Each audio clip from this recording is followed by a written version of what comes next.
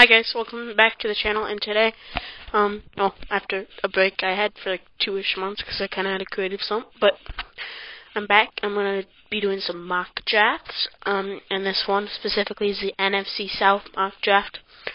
And instead of just doing the individual teams, I'm just going to compile that division into one video to make it more suitable and quicker, and be able to pump out more mock drafts and maybe a couple more free agency videos in the near future, as I already have 7 more slideshows ready for mock drafts. I just have to record and post them, so yeah. And this is the NFC South mock draft. Those are trades for Panthers. If you wanted to pause that, that's not in any other slideshow or for any other team. I just had that and I couldn't get rid of it, so. So my Falcons and Panthers mock draft. For the Falcons, zoom in on that right there. I got round 1, pick 8. I got Jameson Williams. He's a very good receiver. Has great versatility. Very speedy. I mean, I'd compare him to a Jalen Waddle, to be honest. And he's a very good player. And I think he can develop with, you know, Kyle Pitts, and they can basically perform a dynamic duo there, and that would be amazing for Falcons in their position. Round 2, pick 43. I have the Falcons picking Matt Corral. They need a quarterback, and I just think Corral could be that guy for them after this season, because I don't really think anyone would even think Mariota is actually the future. And then Corral could develop nicely behind Mariota for a year, learn Arthur Smith's system, and contribute to the team next season and not this season, because this season it's pretty much a Mariota season, an experiment. So Corral, I think, would be the best scenario for the Falcons. Round 2, pick 58. Got Cameron Thomas. He's an edge out of San Diego State. CPFF gave that an A- pick, which I do think that actually represents it very well. Great value for that spot, and considering the position of need right there. And I think that really does help the, Panthers not be as competitive, because now they can't get Cameron Thomas. And the Falcons, plus they needed an edge in the first place, and they already stopped the Panthers from getting him. And there is players being picked over multiple times, because this was made over multiple days, and I just kind of went position of need and the best player at that position mainly. So there was that, but that should be a great pick for them. They also got Dylan Parham. He's a great player, great guard. Maybe he can fit in with that whole new scheme they might have in the run game. And I believe he's the one that has the great run blocking. So yeah, I think he would fit great with the Falcons. There is a trade. They did have pick 74, and they gave that to the Titans. And in return, the Falcons got pick 90, pick 131, and 143 to expand their draft. And then, with that pick, the first pick that they acquired in that trade, they get Kellen Diesch, tackle out of Arizona State. Very good player. Can be very easily developed as a tackle, and I really think tackle was their number 1 O-line need. But I didn't want to take it too early because of their other positions of need. And besides, there is now Brian Robinson on the team, which is the Mike Davis replacement, because I think they'll either trade or cut Mike Davis. I'll kind of skim through the rest of these players. Cordell Flat, very good corner from LSU, mainly a zone coverage corner.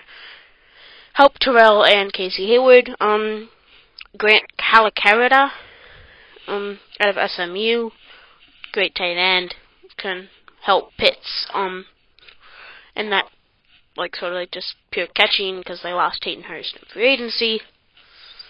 Micah McFadden in the middle, hopefully help them develop behind, Deion Jones, and maybe he could even earn the starting role.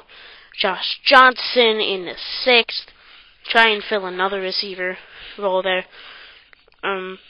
which would very easily help, and another round 6 pick with Marquan McCall, mainly just a depth player at the D-line out of Kentucky. Now, over to my Panthers mock. Straight out of the bat, got a trade. Panthers move back from 6 with the Baltimore Ravens. The Panthers get pick 14, pick 45, pick 76 in this year's draft. And the Ravens, get pick 6 and 199. And that's a B+ grade for the Panthers. So I got pretty good value there. And they trade back, and at pick 14, they get Bernhard Raimann. Very, very, very good player. And I think he can develop quite nicely with the Panthers. Very good tackle, just in general, would be a nice pairing with Taylor Moton.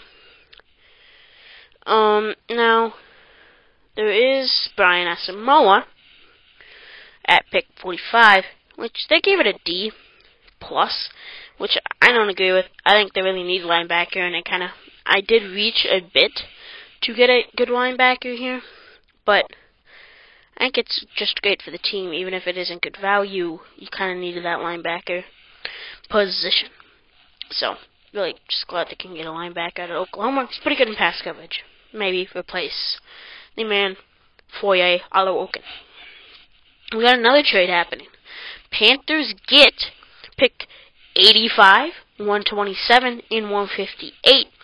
And they traded 76 into 42.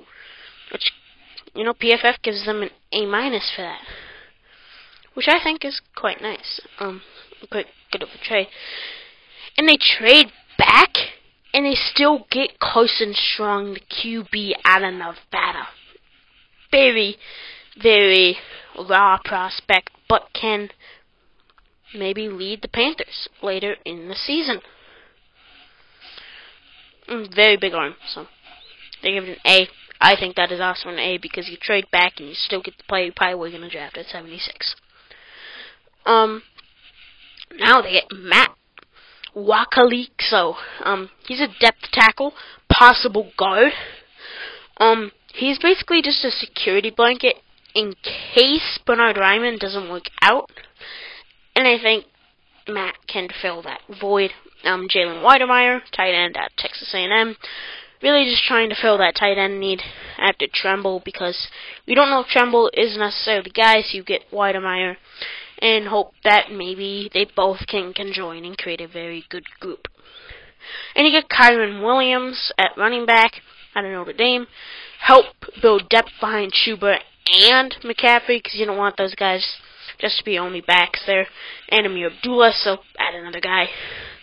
Cordell Flott, again, same thing, you just repeat players, but very good player. Talked about him with the Falcons, so I just don't really have to talk about him again. But if I swore a very big reach at linebacker, as you can see, I reached for 2 linebackers, hoping that, that one of them can work out for the Panthers. And I think he just kind of will. So now going over to the Saints and Bucks. Saints needing a QB at 16. I decided to pick Kenny Pickett. He is my least favorite quarterback in the class, but I think he'd fit with the Saints the best. So ended up just taking him with the Saints. So very good player if developed well. And he just has small hands, which is the main reason I don't like him. So now pick 19, Bernhard Raimann. Once again, he gets an A here. That's 5 picks later. And he replaces Teron Armstead, hopefully, which would obviously help a lot. Jalen Tolbert out of South Alabama. as a receiver, trying to fill that void that Michael Thomas has left for the past 2 seasons because of injury.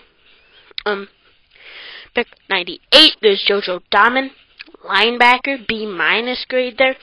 A little bit better of a linebacker, not a reach by any means.